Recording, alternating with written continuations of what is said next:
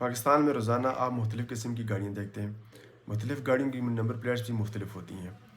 ان number plates کی اگر بات کی جائے تو ان نمبر پلیٹس کو پروونشل گورنمنٹ اور فیڈرل گورنمنٹ دونوں ایشو کرتی ہیں۔ ان نمبر پلیٹس کے اوپر جو نمبر ہوتے ہیں ان کو ہمیشہ اسینڈنگ آرڈر میں رکھا جاتا ہے۔ ان نمبر کی کنفیوژن کو دور کرنے کے لیے کبھی بھی آپ آئی او یو ان الفاظ کو نہیں دیکھیں گے، کیونکہ اس سے 1 0 اور وی کے ساتھ کنفیوژن ہو جاتی ہے۔ اگر ان کی سائز کی بات کی جائے تو تمام نمبر پلیٹس جو ایشو ہوتی ہیں ان کا سائز 6/12 انچز ہوتا ہے۔ اسی طرح اگر ان کی کلر سکیم اور الفابیٹکس جو کلر سکیم ہوتی ہے ان کو دیکھا جائے تو وہ کچھ مختلف ہوتی ہے۔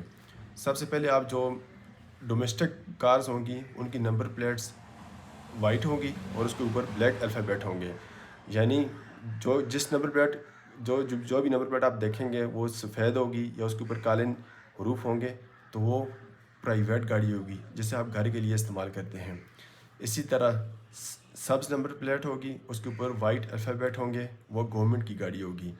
ریڈ کلر کی جو نمبر پلیٹ ہوگی اس کے اوپر وائٹ الفابیٹ ہوں گے، وہ ایمبیسڈر کی ہوگی، یا ہمارے جو ڈپلومیٹس باہر سے آتے ہیں ان کی اپنی گاڑیاں ہوتی ہیں۔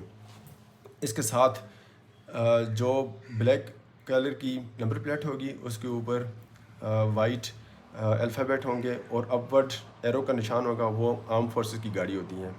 بلو کلر کی جو نمبر پلیٹ ہوگی اس کے اوپر وائٹ الفابیٹ ہوں گے، وہ سیمی گورنمنٹ یا این جی اوز کی گاڑیز ہوں گی۔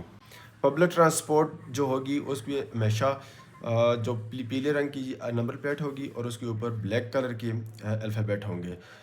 خیبر پختونخوا، پنجاب، سندھ، بلوچستان تمام نمبر پلیٹس کے اوپر ہر پروونس کا ایک علیحدہ لوگو لگا ہوتا ہے، جیسے خیبر پختونخوا کی نمبر پلیٹ کے اوپر خیبر پاس کا نشان ہوگا اور اسلام آباد کی جو نمبر پلیٹس ہوں گی اس کے اوپر فیصل مسجد کا نشان ہوگا۔